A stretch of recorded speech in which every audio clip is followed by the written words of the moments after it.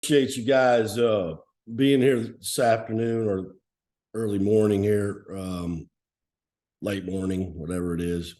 I'm going to have an opening statement here. It'll be a little lengthy, but I just want to get some details out about the situation around Bobi, and then I'll answer a couple questions. So please bear with me, but I think it's really important. I've had numerous questions this week from the media and from our fans and NBA personnel about Bobi's decision to withdraw from the NBA draft and play in Australia next year. I've always believed there are times when those outside of our program do not need to know every detail of what takes place within our program, and then there are times when it is necessary. Ultimately, I believe it's my job to inform and educate our fan base on the issues we face, both positive and negative, when necessary or when appropriate. I've felt for quite some time the disrespectful behavior of Bobi Klintman's agent towards me, my staff, and Wake Forest University was something our fans and college coaches needed to be aware of. I've discussed this situation with several of my peers in college basketball, with agents in the United States and all over the world, and with NBA personnel to get their advice regarding what took place with Bobi and his agent.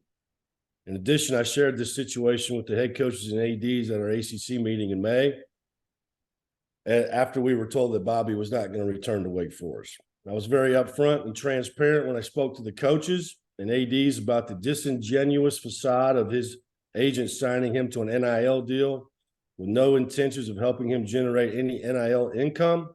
Instead, his only intention was to control Bobi's draft decision and shop him to other college coaches to negotiate an NIL package. According to NCAA rules, an NIL agent is only allowed to discuss NIL opportunities with their client and not the professional basketball opportunities. An NIL agent does not have to be certified by the NCAA, and you've heard me say many times, I find that probably needs to change. Per current NCAA rules, though, when a college player declares for the NBA draft and wants to hire an agent, he must hire an NCAA certified agent if he wants to maintain his college eligibility and possibly return to college before June 1. Again, it's not mandatory that a player hires an agent to go through the testing the waters process, but if he wants to do it, then he has to hire an NCAA certified agent. When a player makes the decision to return to college and he is signed with an NCAA certified agent, he's supposed to discontinue his relationship with his agent per NCAA rules. But how does this relationship cease if his agent is his NIL agent as well? In addition, due to the NCAA mandated withdrawal date of June 1, it really can be hard for players like Bobi or Jake LaRavia a year ago to get feedback he needs to make an informed decision before June 1. There's very few NBA workouts before the NBA Combine. And that takes place in mid-May, leaving only about 10 or 12 days to work out to get proper feedback. A year ago, Jake LaRavia worked out for only one team before the Combine and only 4 teams before he had to make the June 1 decision. Jake had 6 or more workouts after June 1 that allowed him and his agent to gather important information that they needed that ultimately led to him being a first-round pick. The last day to withdraw from the NBA draft is June 12. So the June 1 date is an NCAA rule. The June 12 date is the NBA rule, and that's when Bobi withdrew from the draft.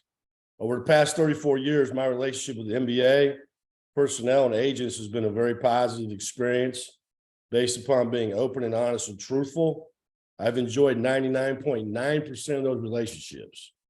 What my staff and I experienced trying to work with Bobi Klintman's agent was by far and away the worst experience I've ever had attempting to work with one of my players' agents. He was deceitful, he was conniving, and he was underhanded.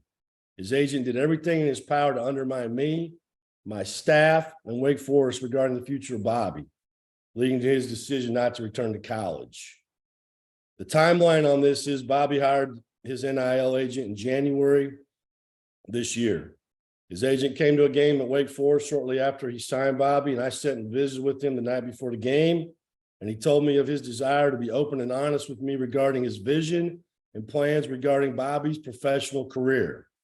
He told me that Wake Forest was a great program for Bobi, He told me how appreciative he was of the playing time Bobi is receiving as a freshman in the ACC, and we agreed that night to work together moving forward.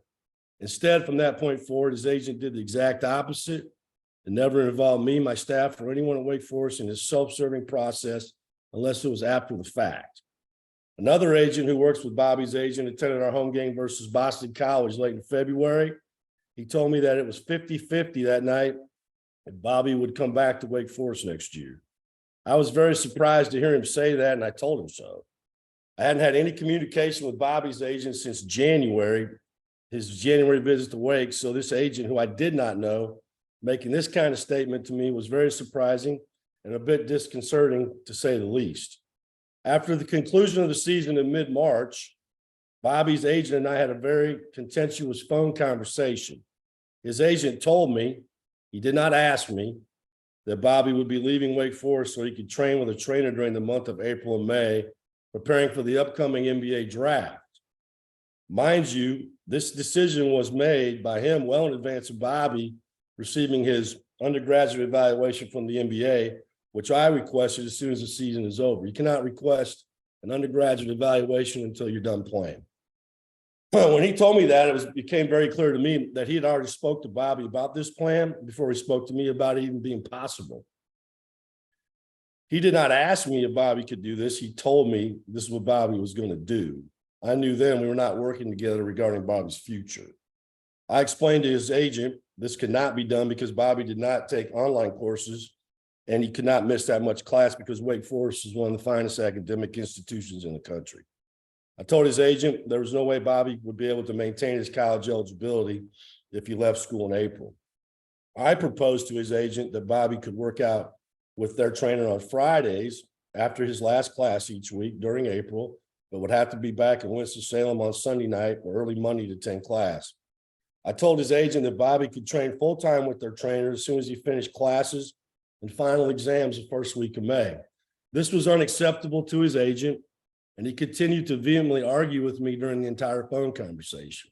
His agent had the nerve to tell me I was hurting Bobi's chances to get drafted.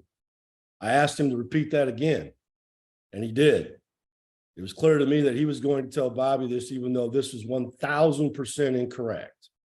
His agent also told me that Wake Forest was not an athletic-friendly institution because Bobi could not leave school like other players at other big-time programs around the country. His agent finished our conversation by telling me European players were not interested in school.